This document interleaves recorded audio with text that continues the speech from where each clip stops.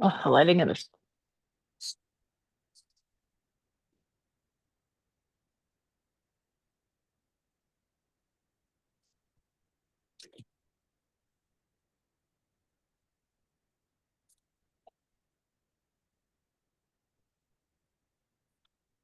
All right, looks like she's letting some people in now.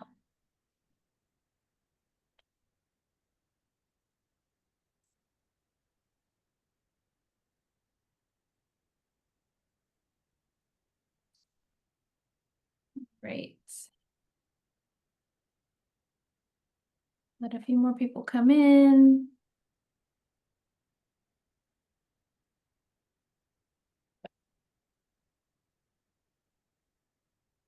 Oh, I don't see Megan anymore. There she is. Okay. How's everybody today? Good. Good. Let's see. All right, we got some people in chat. All right, well, we're gonna get started, everybody. I know you're excited about this topic. So when we put this topic out there, we had a lot of people register. So I think we like struck a chord with something. I think we had a lot of people like, I need to see what this is about. And thank you all for putting your titles in the registration. It was interesting to see who's joining this call, and it's kind of a mixture of both, of people who like are looking to figure out how to do better for themselves. And then we also had a lot of leadership who registered. And if you're like me, when we started talking about this topic, and I was like, what do leaders think but rarely say? My mind was just like shooting at all of these things. Like there's so much. Like this topic can be really awesome. And it's really about how do we help employees at our companies um, realize how to bring value so that when we're talking about who's getting promotions, who's getting raises, those people who are bringing value, that they really know how to show it and teach them how to show up in the company.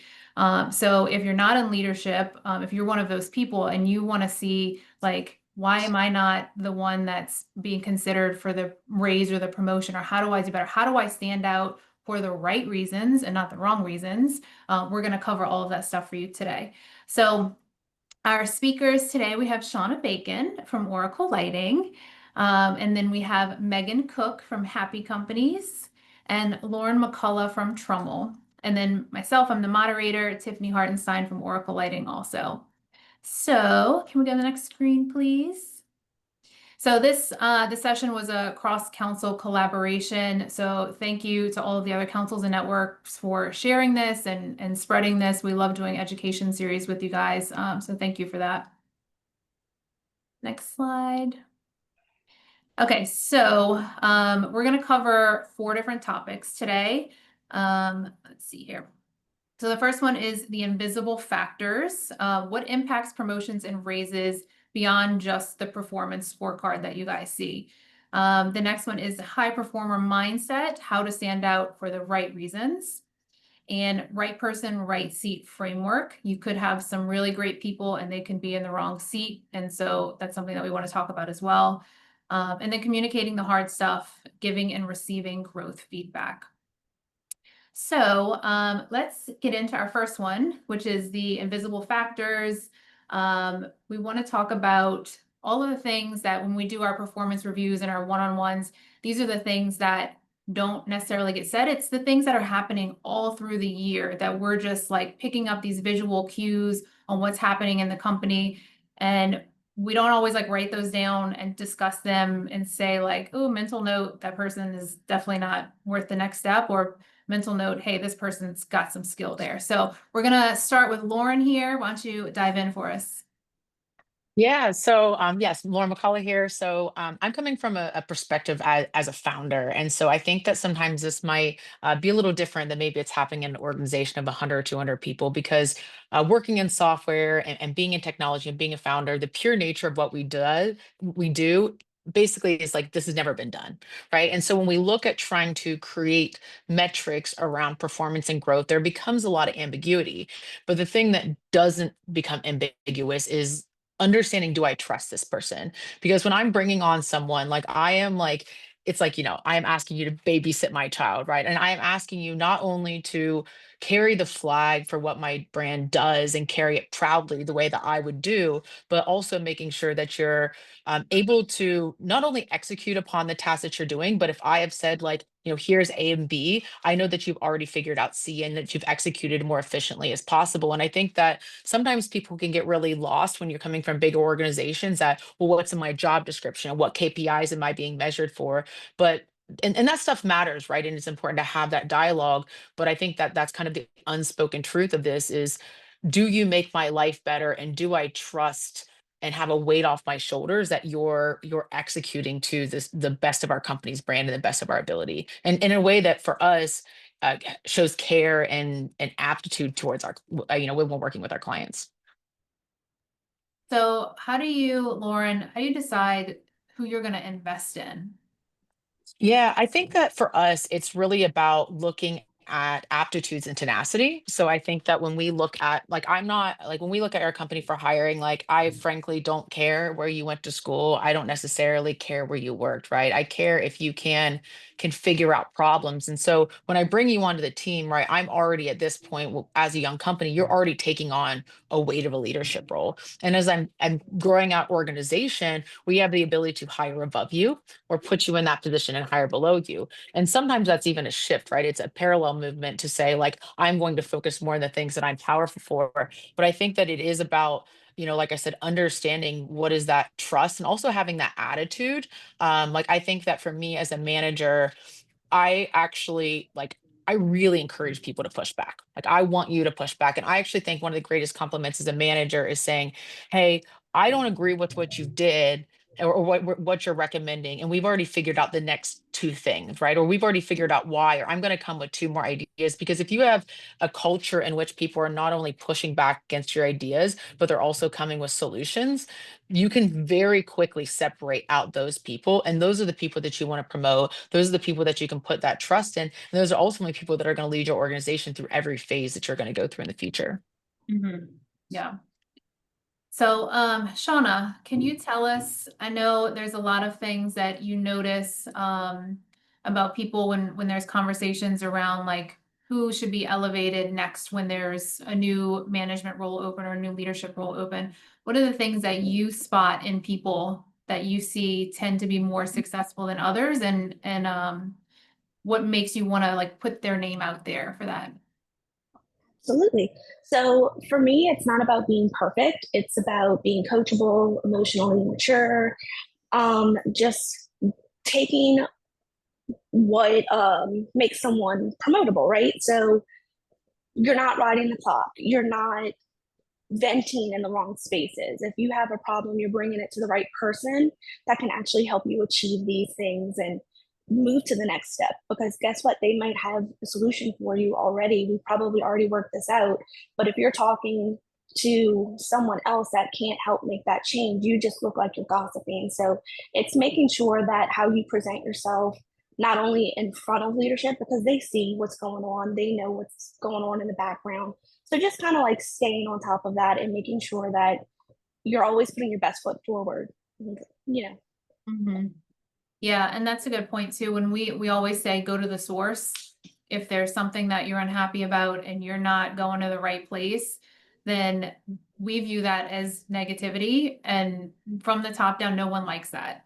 And it may not be something that your manager or your leader is going to address with you in that moment. Maybe they say, like, go to the source and they're reminding that, but there's a mental note in the background in their head saying, this person doesn't understand what the process needs to be. And there's an emotional maturity, like Shauna said, that's involved in that. Because then that does start bringing other people down. If they, are saying something negative, then they don't understand passing along that negative, like scenario or whatever it is throughout the company. If they don't get that, then for me, that person should not be on leadership.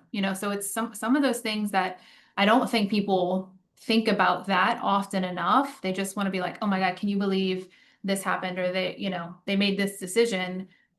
What that looks like, it is noticed from their managers for sure. Megan, do you have anything to add to that?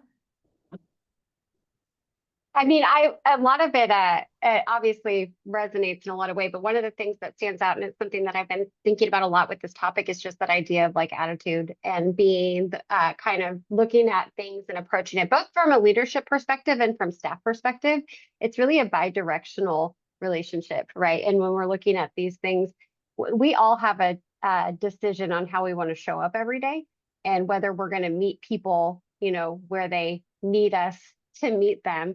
And for leaders, a lot of times that onus is on the leadership, right, to try to like meet those people. But for those people that are really trying to stand out for the right reasons, like was mentioned earlier, I think being able to shift your mindset to lean into that and to be willing to take the steps to like meet your leadership where they need you can be a really powerful thing in terms of kind of, showing your commitment to the team, to the message, and the overall vision. So everything that people are sharing is definitely resonating a lot.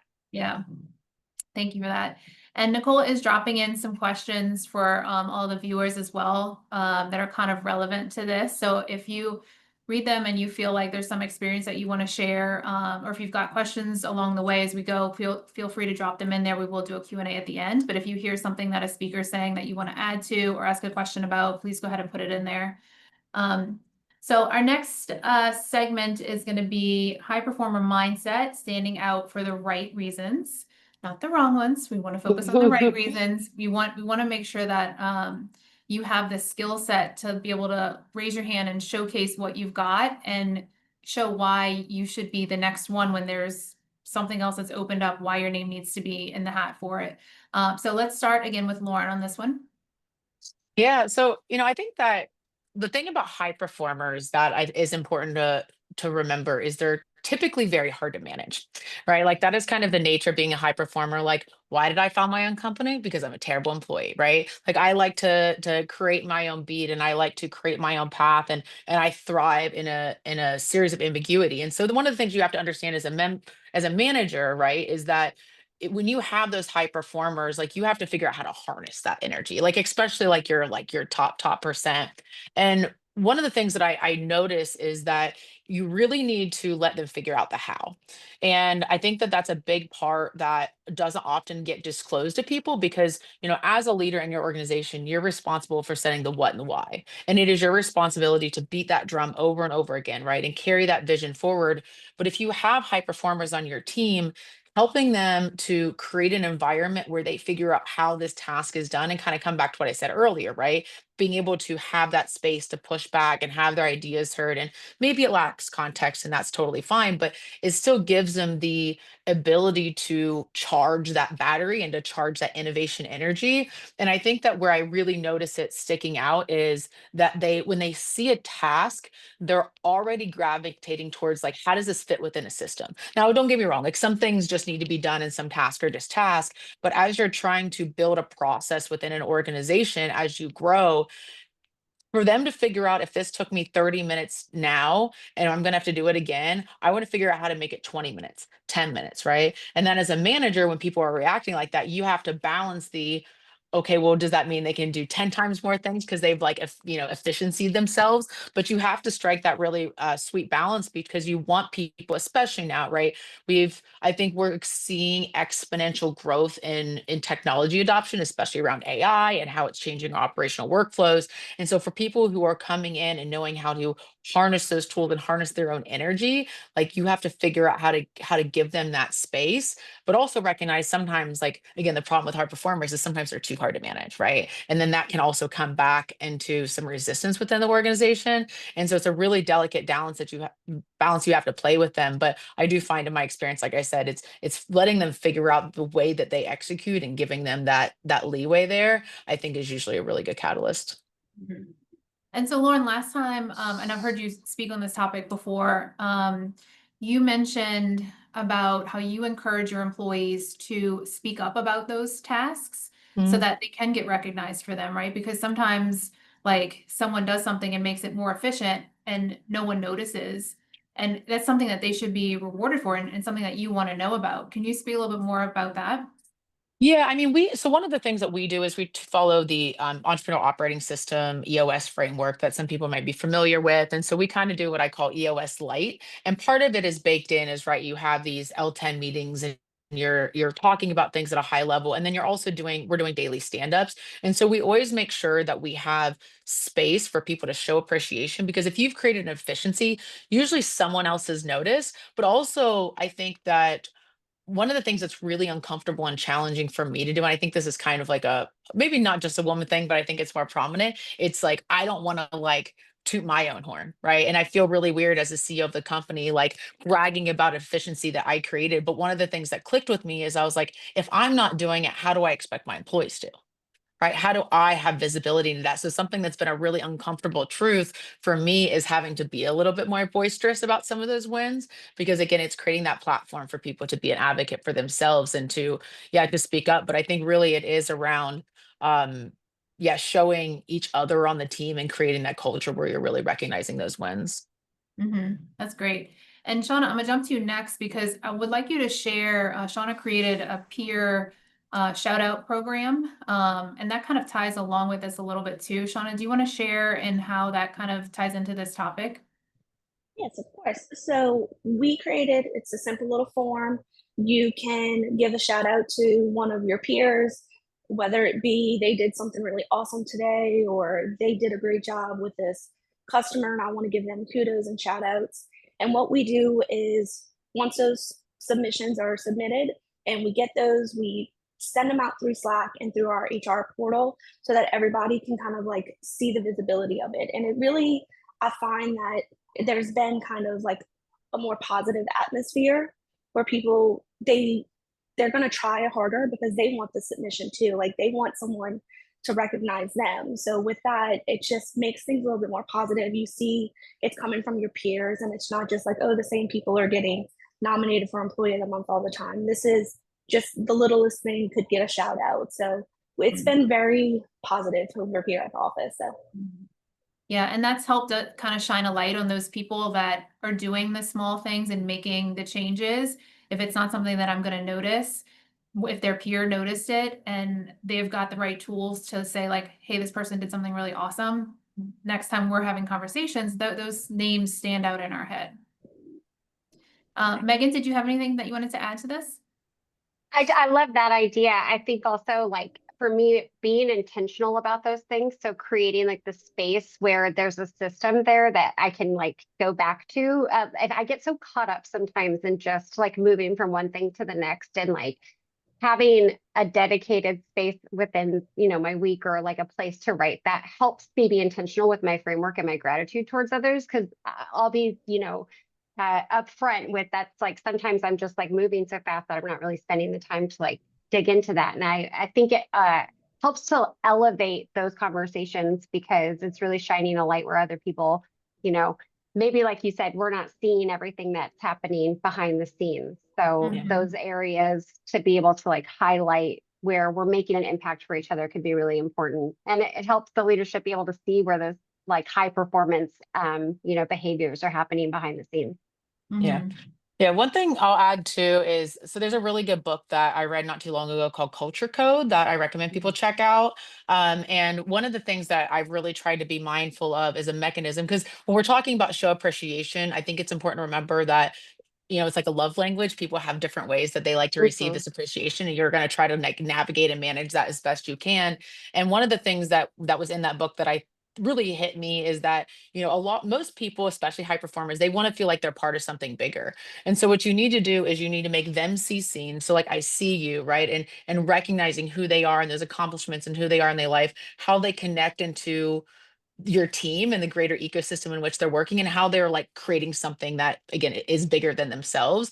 And so I think that as you're giving these feedback loops too, it's not just saying like thank you, thank you, thank you, thank you. I think that can lose meaning, but it's really acknowledging the depths of what that actually means for whatever mission you're marching towards. Is like Mhm. a good framework for it is like Tiffany, like you've been doing an amazing job in the marketing, and I just feel like this team has really been able to change the way that we talk about lighting. And as this industry grows and changes, like I believe that we're going to be able to take our brand and really change, people's perspective. And it's when you put those frameworks in, it makes people feel so seen, and it just continues to, grow those top employees. Yeah, well said for sure. Okay, anybody have anything else to add for standing out for the right reasons? I feel like people like common, like, I don't want to say like common perception, but like people should know how to stand out for the right reasons. Like when I think about it, it's like, what all of the bad behavior is. Sometimes I just want to shake people and be like, what do you think we're looking at? Like, come on, shift your mindset, shift your behavior, show up, be happy to come to work. Don't be part of the gossip. Like, and then be the one that say like, okay, if we've got this peer shout out program, whatever it is, different for each company, like how do I get my name on that? How do I make sure that I've got like the positives behind me? So even just like looking at whatever your company has or thinking about like who's getting the recognition and trying to figure out how can you start like adapting some of those little things piece by piece, right? So our next one is right person, right seat framework. And I think Megan, you mentioned EOS or Lauren mentioned EOS. This kind of comes from that. So if you're familiar with EOS, then right seat, right person, right seat framework, you'll get it. So Shauna, why don't we start with you for this one? Because I know you really, when we started talking about this concept 2 years ago in the company, she was like, love it, all in, let me at it. So we'll start with you, Shauna. Yes, like Tiffany said, I'm very passionate about this one. I've seen firsthand how powerful this tool can really be for a company. And with it, it's a simple theory and it just applies when you're doing it consistently. It's going to give leaders clarity and help employees grow in the right direction. So, what you're looking at, are they the right person and are they in the right seat? It has to be yes for them to be to really thrive in their role, right? So with being the right person, that means you're looking at them against your core values for your company, and you're going to see, are they in line with those? If it's not just when it's easy either, it's when it's hard, or how are they treating the employees, how they show up and how they lead themselves. Then on the other side, are they in the right seat? You're going to look at how is their performance in their role.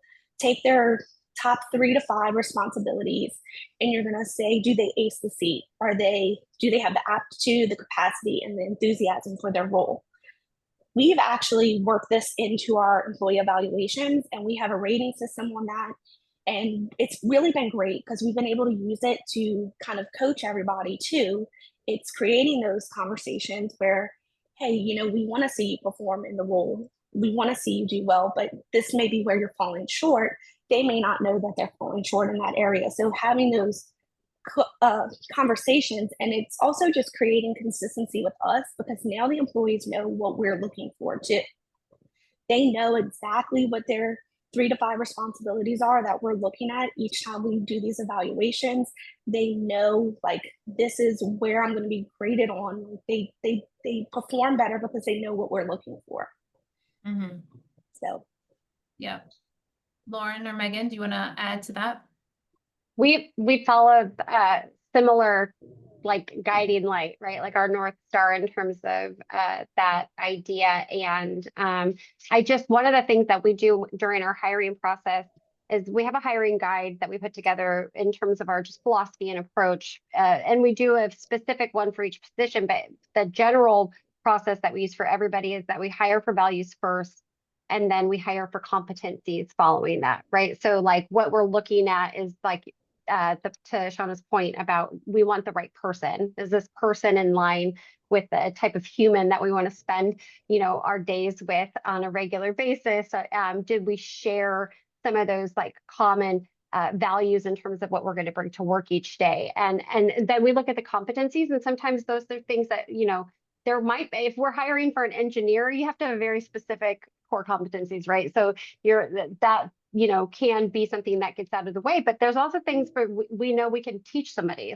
There's areas where we know we can grow somebody. Maybe they don't have the specific work experience that's tied to that, but their values are in line, they're intelligent, they're demonstrating the work ethic that's in line with what we're looking for. And so I just think that at the end of the day, that's something that you're not going to be able to train is the right person, right? The core, the values fit. And if they're meant to be a part of your team, you can have, we've experienced it where we had people that were, the smartest person in the room, but they weren't the right person for us. It was the wrong bus. So we had to, move on from that relationship, and that can be challenging. So we really have kind of reevaluated and made that our core focus in terms of the team that we're building. Mhm. Yeah, one of the things I think too, right, is thinking about like where's the right level of rigidity around what that seat looks like, right? Is this more of like a, I don't know, a torture metaphor about some bench or something, right? And one of the things that we use a lot, right, and because we have to have work dynamically, like everyone has a couple jobs, like a lot of hats that they're wearing, and so we use what's called a RACI chart, which some people might have heard of. So it's like responsibility, accountability, consulted and informed. And so you can end up with this in a chart. And we like it because it can be a little bit more dynamic. And there's only one person who's accountable for every task, but there's a lot of people who are out there doing the work. And I think that that can also kind of help with the right person, right seat, because I think we can get a little bit lost in a job title sometimes of like, well, what does it mean to be a VP of marketing? And you're like, okay, well, usually VP of marketing might do X position. And so like that's the job we think we're hiring for, but you meet the right person, right? That has the right competency and it's smart. And you can get a little bit creative sometimes about what that job and what that seat needs to look like. And sometimes by just giving yourself the space to not box yourself into a specific job description, you can end up having a better culture. And I also can think that can really help with retention, because sometimes there's just a piece of someone's job that like really, really drags them down. They really just don't like to do it. Well, can we find a way to supplement that and having them spend their time on more efficient activities that they're actually skilled at and appreciate, and fill up their cup instead of draining them? Mhm.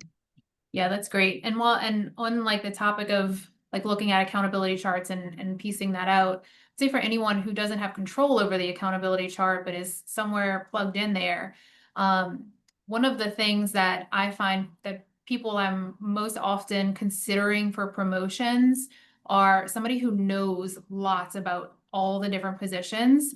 And then it also helps for you too, if there is something that opens up that's different, that if you've already like experienced like different areas of the company, just because you're raising your hand and being like, hey, my workload is light today, let me see if I can help, or if speaking up and being honest about like, there's something in marketing maybe that's really exciting to me. Maybe it's, hey, I would like to try going to an event and see, I think I might like that. So it's speaking up and asking for those things, because like Lauren said, if there might be a task that you do that really drains you, maybe it's better suited for someone else. Maybe there's nobody else to take that task right now, and that's okay. You can still have a conversation about with your manager about it, to say like, hey, look, I'm willing to do this. I know there's nobody else for this right now, but as we grow, I would really love to be able to do this, and this. I think I'd be really good at it. So you have to be able to have those conversations and know what it is that is exciting for you, know what drains you, and know what is exciting for you. That way, when you go have those conversations with your manager, to know, are you in the right seat? You may check all the boxes for all the values, but the seat itself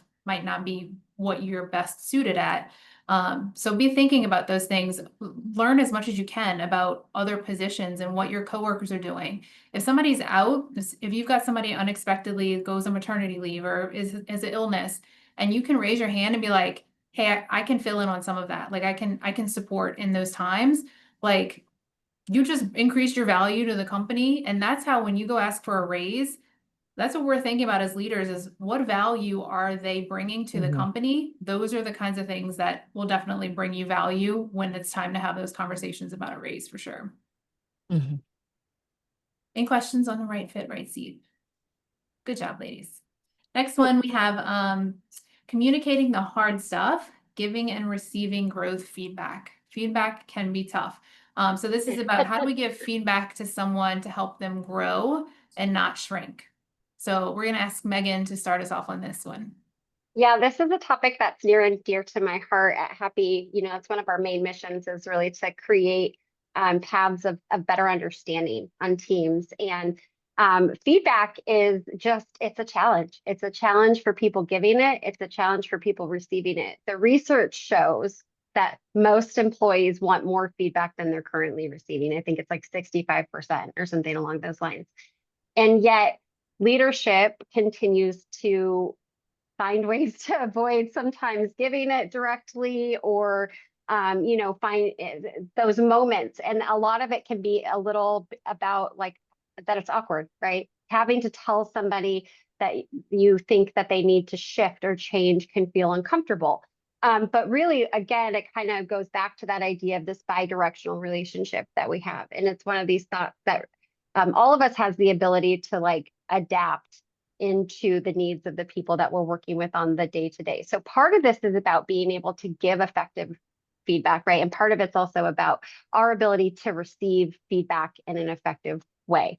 And so one of the things that we'd like to think about, and I wrote it down so I made sure I didn't forget it, but this idea of growing others with feedback, right? And then growing ourselves with feedback. And so when you're growing others, we want to ground it in care, reframe reframe it with impact, open the door, and then watch for what's missing. And those are just some things that like I think every person, it's not just leadership is out there giving feedback, but person in general should be keeping in mind. And the first on that list is that idea of grounding in care, right? So when we're approaching a feedback situation, the idea of making sure that people understand that this is being provided as an opportunity for growth, not a judgment, that it's coming from a place of, care and consideration and kindness, wanting them to be able to be open to it, because that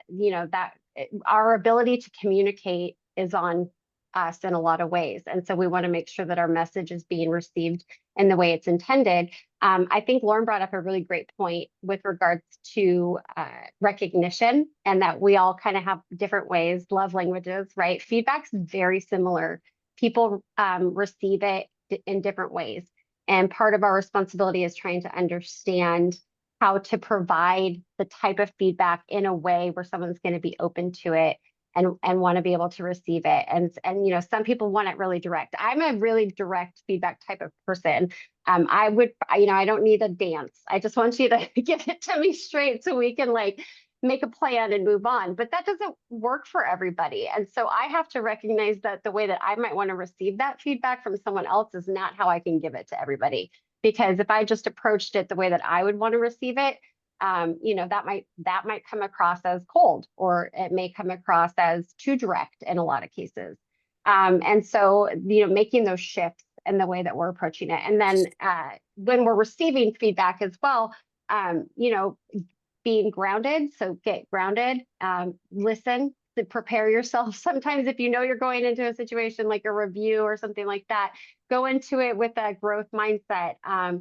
Be willing to kind of sit and hear what's being provided to you. I like to tell people, try to be present, not perfect, right? So don't focus on the perfection about it, just stay present and listening to it. Reflect, don't reject.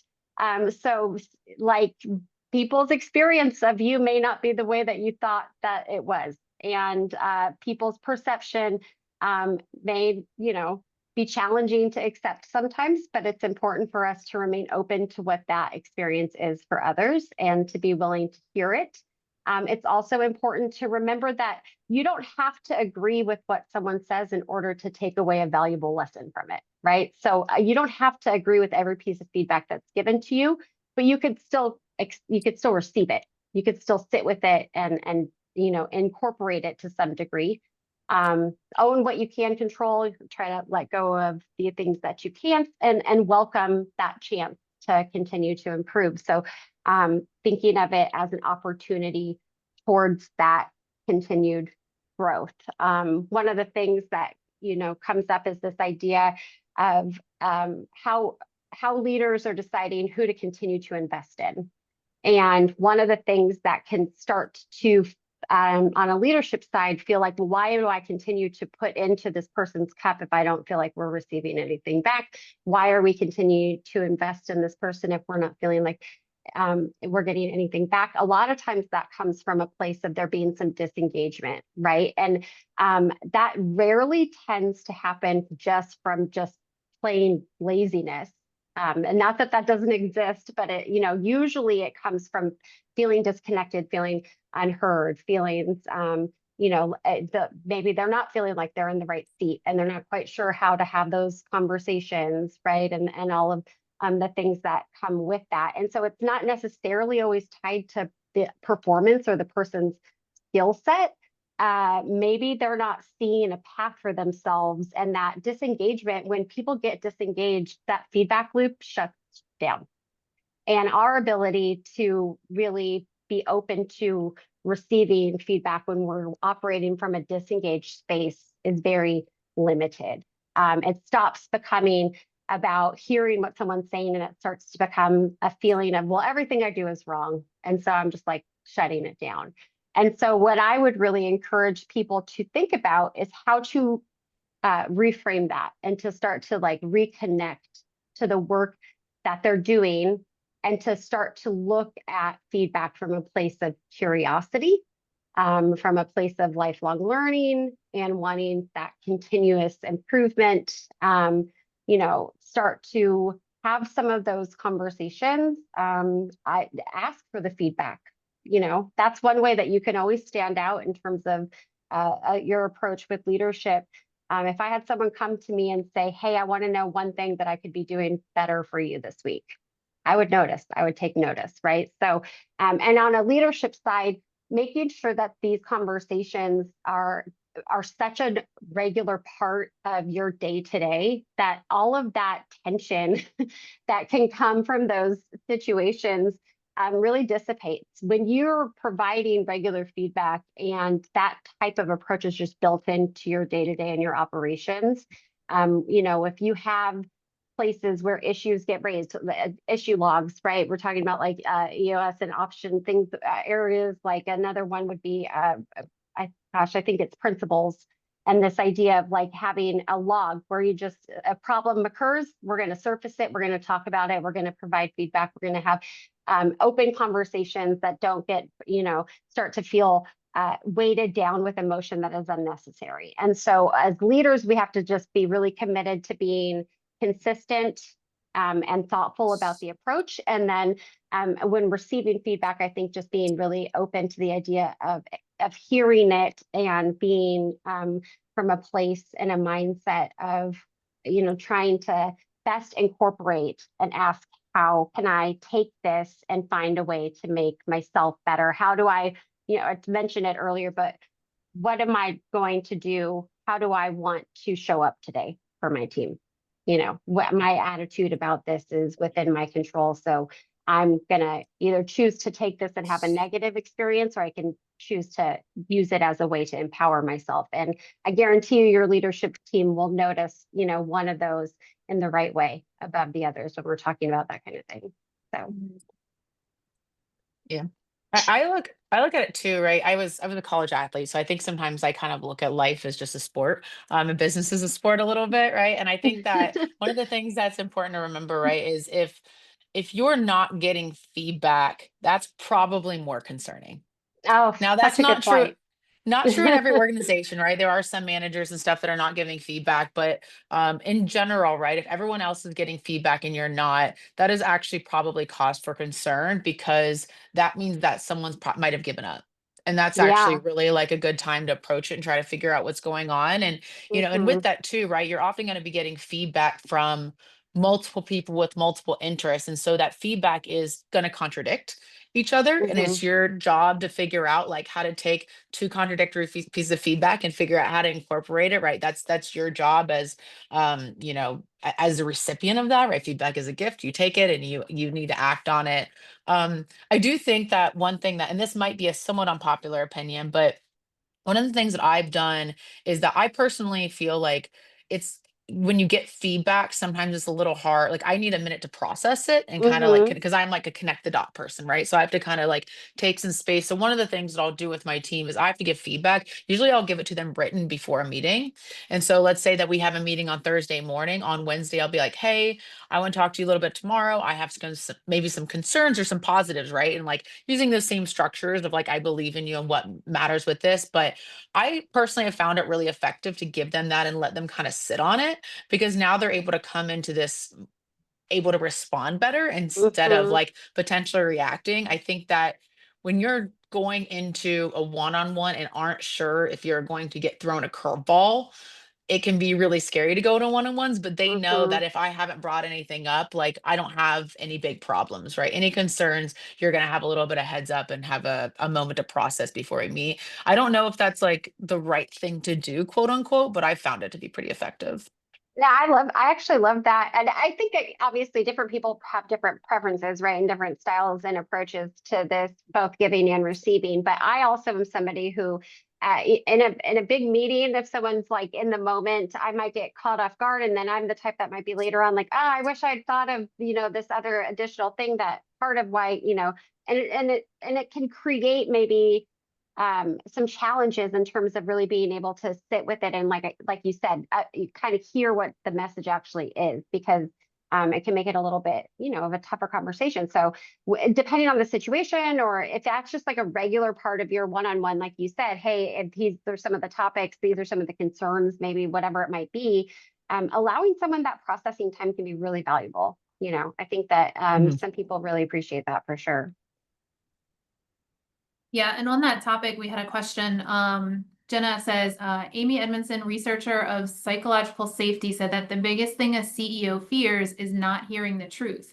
How can leaders create a setting that feels safe to share growth feedback? Yeah. Anyone want to I take think, that? yeah, this is such a hard one. I actually think about this a lot, right? Because people have work trauma and that's not your fault. First of all, right? But like remembering that people have work trauma is like really important. And I think that that's why I brought up earlier, right? Like the greatest compliment for me as a manager or a leader is that you pushed back and came up with better ideas. Like that means you trust me, but it Mhm. takes showing over and over and over again that they can do that. And I don't know that there's a shortcut, because you can tell Mm-mm. them you can be honest and transparent 1,000 times, but you can lose that really, really quick. And I Yeah. think that's where you just have to kind of keep beating that drum and creating that ecosystem for it. But yeah, if people are never pushing back, again, maybe cause for concern. Yeah, I think this is one of those areas where leadership really has to like walk their walk, right? So like Mm, you have to do it, and you have to be consistent with it and prove to people through your actions and your behaviors, not just the words that we put into a memo or put on the wall on a nice poster or something along those lines, but showing that you truly appreciate when someone points something out that you hadn't thought of, a fresh perspective. Maybe they're pointing out something that they think that you can improve in as a leader.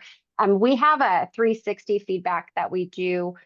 Sorry, not a 360. I meant upward feedback that we do every year with our team a couple times a year, where it's actually like asking them to provide us direct feedback just in terms of the leadership team. Obviously, there's other things, other chances where we're looking for different types of information. But in this case, we really just want their feedback on, us as a leadership team. And we have to be willing to create a place and a space for people to be able to say things that we're not necessarily going to like and make sure that they know that that we truly do see a benefit in it, and part of that's just our mindset. We have to be open to hearing things that we don't like and being willing to like adjust and be, open to those situations. And I 100% agree that a lot of that, there's really not a shortcut to. It comes through behaviors over time. mm. Mhm. So I'm going to open it up to Q&A. If anybody had any questions from what we're talking about, you can put them in the drop them in the chat. And we do have a couple already that I'm going to read through for the panelists. Some of these you all just kind of naturally answered while you were talking. Oh, Lauren, you're sideways. There we go. Okay, so one of the questions is, what is one thing early career professionals often overlook that affects their leadership trajectory? I love that question. You mean to read it I again? think, No, thinking about it. yeah, I think for me, this is a trick. I'm trying to think of how to say this. How quickly you change jobs does get noticed. Mhm. Like, I think that we are in a world where we don't expect people to be lifers at our company. And I think that we need to understand that there is employee turnover and people change. But I think that sometimes people earlier in their career, like you, because it's easier to get a higher pay grade and better title in a new job. And so they kind of like jump around to that in their like Mhm. kind of like late 20s, early 30s. And that has like diminishing returns to it. And I think that that is something that I've noticed like with a lot of like younger folks coming up, they're not recognizing that that might come back at some point, because you just feel like you're not like I'm curious in the situations, like did you even have the hard conversation in your own organization about that job, right? Or do you just say it's just easier to go and apply for another one? And I Mhm. think that that's something that people misread sometimes. Great answer. Megan or Shauna, do you guys have any thoughts on this one? Yeah, I would say if you're looking to continue your role towards leadership positions or something along those lines, you're early in your career. For me, one thing that I think really helped solidify kind of my path was like just accountability and ownership, right? So like truly just being willing to be accountable and a part of it, and to take on ownership of new responsibilities, to just say yes. Like, sure, we don't have someone to do that. Sure, yes, I will figure it out. I'll learn how. So raising my hand and just trying to learn new skills. And I think, and I say this truly, hopefully it comes out the way that I mean it to, but I also say this coming from a place of like, I think it's also important for us to remember that that's not the only way that people can grow financially or in terms of the scope of their responsibility. Um, you know, a lot of times there's a lot of focus in terms of management or leadership titles. And I understand, because in certain instances, especially, in a lot of like legacy jobs or the workforce in previous years, that was, that's how you worked your way up and it's how you worked your way through the ladder. But I also recognize, I think at this point in my career, that one of the things that I've noticed is like, it doesn't make sense to promote somebody just because they've reached that point on their career timeline or on their resume. A lot of leadership jobs are people related, because people are the core of our business, right? So like our happy companies, one of the things we try to do is help people fix people problems, because in our opinion, people problems are business problems. It's that like really everything that we as leaders try to do. And I think that that can be tricky. And there's some people that just really want to go and do their job and do the best job that they can every single day. And doesn't mean that they're not open to additional scope and additional responsibility. But I just think like also ask, before you decide that that's something that you're really dedicated to doing, thinking through, the reasons why. I would just encourage people to really be thoughtful about the reasons why they, want to approach that, and then go all in, because it's a bumpy ride, but it could be really fun, and you'll learn a lot. Yeah, that's a great point, Megan. I'm glad you brought that up, because not every position, just for you to grow, do you need to step into that management role. There's Mhm. so many times I've seen it where it's like somebody who's really great, they get that promotion into that next manager role, and they're just not meant to be a manager of people. They were really great at the task that they were doing, and Mhm. then eventually there's failure that comes shortly after, because either they promoted them too soon or it just shouldn't have been a promotion at all. But it doesn't mean that they didn't bring great value to what they were doing. And so it's really a great point to understand, like, what is it that you truly want? What is the motivation coming from? Is it coming from you want the title? Is it because you want more money, or you just want Mhm. the recognition? So understanding those things can help you decide really where you want to go with your career, because not everything has to just be like climb the ladder right away. It's Mhm. there's so many other aspects to it. Yeah. Yeah, one other thing too that I think that's worth mentioning, and where what people don't usually say, is that when you and this doesn't apply to every job within the organization, but I think that there's a level of, especially if you're a smaller company, of tone deafness that can shoot you in the foot, when you're asking for that promotion or that raise, right? Like you just made a big mistake, right? And now you're like asking for this. And it kind of like has these signals go off of a lack of self-awareness, or like even if you're saying I'm going to come and ask for this raise, but like I knew we were super down this quarter, and not coming at it with a problem solving mindset. And it's not it's not that person's fault, right? Like necessarily, like it's not that their fault. You might have had a down quarter or whatever, but I've Mhm. seen situations where people have come in and like asked for a raise. And I'm like, did you miss the entire conversation we had? Where instead the conversation going to be like, hey, I know we had a rough quarter. I need to find a way to see a salary bump. Let me come with some ideas about how I can reduce cost or increase revenue. And Mhm. approaching it in that way shows that you're not ignoring what's happening in the organization. You're still meeting your needs, right? You're still leveling yourself up. But yeah, I've people have done that, and it takes me a while to cognitively get over that. I'm like, that was a very tone deaf ask in that moment. Yeah. Shauna, anything to add to this before we go to another question? Just wanted to share, like, as like on to a previous point that um, Lauren shared earlier about what makes you stand out as a high performer is that, and it kind of goes with this leadership trajectory is, are you making your leader's life easier? Are you anticipating solutions and, just being reliable, proactive about things? That just comes across in a positive light, and that just shows that you're ready for more leadership responsibility because you're stepping in and you're helping to make things more efficient, not just for yourself but for other people that may be using those processes as well. So that is a huge, to me, like, green flag that you're ready for like leadership responsibility. Yeah. Yeah, I love that, Shauna. It's that, and that's not something that we think of. It's almost like a feeling that we know of people. It's like, are you making it easier here? Or are you making it harder here? It's like, are you calling out all the time? Or people constantly have to fill in for you?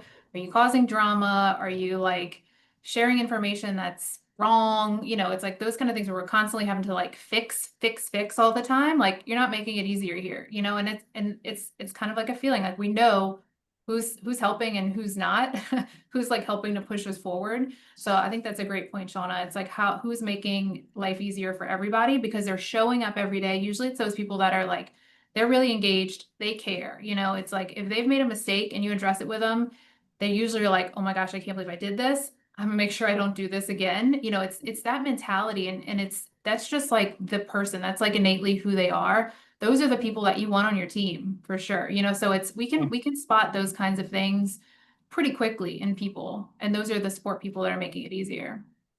I'm glad you brought that up, Shauna. Anything to add to that, ladies? We got one more question and then we might wrap after that. Kirsten said, what leadership coaching do you do for potential leaders ahead of time? Being a leader is one thing, but enagement, am I saying that I right? think that's supposed to be management. Oh, is it? Maybe a typo. Oh, I'm missing the M. I'm like, I don't know this word. Sorry. But being in management is another skill that's learned. How do you teach it? I think that's a tough one. I'll take a Yeah. crack at it for sure. You know, uh, I have a potentially controversial approach towards the idea of leadership and management being like two totally different things. I work for two companies, both of them are fairly small, right? So I have a leadership role in both companies, not a giant organization. So our leadership is out there managing projects, managing day-to-days. Like there's a lot of things. And I think that sometimes, in a lot of organizations, there is a bit of a dual role there. And so part of it is about being able to be a leader and a manager and kind of like going back and forth and knowing how to flow in and out of those different areas. Like when is it my responsibility to inspire a vision versus when are we like checking off the box to make sure that the stuff is getting done. And so I come from a place, I guess I'll just say I'm answering this question coming from a place of kind of like teetering the line between that a little bit on the day to day. I do think that it is important to come up with an idea of what your essential expectations of a management position is, right? If you expect your managers to have a one-on-one with their team members every single week, that has to be put into a place somewhere where they're going to learn that and they're going to be told what that expectation is. If you expect them to provide a specific type of update. So like, are there just a part of what you want your management team to be doing, whatever that is? And that varies, right, by the type of work we're doing, the type of team we are. So there's not like a right or wrong formula, but you have to be responsible for kind of identifying what that is and then providing that clarity. So much of what we do in terms of our ability to be effective comes down to like, were we clear in terms of our communication and what our expectations were? So I would say a lot of it comes down to that. Leadership is probably a little bit more challenging. And I come to this from a place where like, I do believe that leadership is something that can be taught, right? So there's the idea that there are people that are like natural leaders versus, the ability to learn leadership. And do I understand that there are those individuals out there that have natural characteristics and behaviors that kind of like draw them towards leadership? Maybe like, someone that's driven towards roles where they get to make decisions or help define vision and that. And yeah, totally. But that doesn't mean that that's where your leadership lid has to stay, right? We're all capable. And it's like any muscle that you work on over time, it gets stronger. And so your leadership muscle is the same. In those cases, the reason why I have kind of been able to push myself into roles that probably, were a little uncomfortable for me in the beginning of my career is because I had somebody that was willing to make some investments in me. And so if growing and developing leadership, not just good managers, which I do think you can handle probably to a certain degree internally, but if growing true leadership within your organization and a leadership development path is important, then I think looking at ways that you can invest in those individuals, whether it's through training, whether it's through one-on-one leadership specific coaching, whether it's just through books. We have a library at our office. It's like, those you go on a walk and you see a little library somewhere and it's grab a book, whatever, take a book. So we have one here, and we encourage people to just constantly be like reading and getting new perspectives. And so I'm a big believer that leaders are readers and that type of stuff. So looking for tools to whatever you're able to and however you're willing to make those investments. I think investing in leadership is something that if you're wanting to develop and grow it where it doesn't necessarily exist yet, that can be very beneficial. Mm-hmm. Yeah, thank you. Anything to add from that, ladies? Yeah, it's hard. That was a hard question. Yeah. Mhm. I mean, I agree with all the things that Megan said. And I think that it just comes back to the earlier part that was mentioned is that like, I think some people think that they want to be particularly more management than leadership. And that's just actually not what they want at all. And so I think that the part of the training I think that you can do is helping them understand what that means. Yeah. And because it's like, if you send someone through a bunch of training and then they get into the job and then are like, wow, I really hate doing one-on-ones with people. And that's like Mhm. a bunch of the job. Like we just burned a lot of energy and time. So I think having some of those conversations about what that actually means is really important. Some people prefer to manage processes. 100%. Yeah. Yeah, that's great advice. And I've even hired an executive coach for new managers before, somebody who like knows our company, knows me, knows my expectations really well to kind of help them through, the first couple months and how to, manage that and have an outlet for them, for somebody to talk to outside of the company. So all lots of great ideas. So we are getting to the end of today's session. Thank you all for coming. Nicole dropped in a link for all the other education sessions. Again, thank you to the other councils and networks who partnered with us on this. They're all putting out awesome education series. So is SBN. So we appreciate you all being here. And we hope to see you on the next one. Thank you so much to our panelists. You ladies are amazing. And you all have a great rest of your day. Great. Thanks, everyone. Thanks Bye, so much. everybody. Thanks. Bye. Thank you. Bye.